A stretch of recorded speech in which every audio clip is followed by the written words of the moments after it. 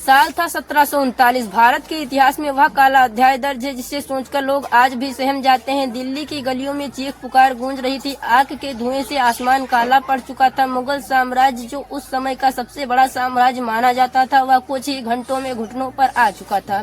जी हाँ, यह कहानी है भारत के भयानक बादशाह नादिर शाह की, जिसने एक ही दिन में भारत को पूरी तरह से बर्बाद कर दिया था और मुगल सत्ता के तेज को हमेशा हमेशा के लिए बुझा दिया था।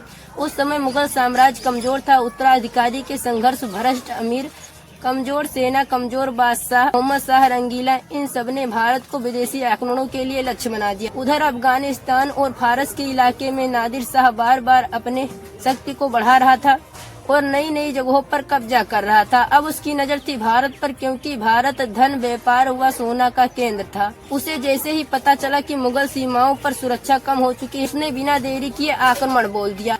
उसने सबसे पहले काबुल पर कब्जा किया और फिर तेजी से भारत की ओर बढ़ा। मुगल सत्ता को इसकी जानकारी देर से लगी। जब तक सेना इकट्ठी होती, तब तक नादिर शाह पंजाब से होते हुए दिल्ली के दरवाजे पर पहुंच चुका था। करनाल के मैदान में दोनों सेनाएं आमने सामने आई। मुगल सेना की संख्या अधिक थी, लेकिन नेतृत्व कमजोर व रणनीति अधूरी थी।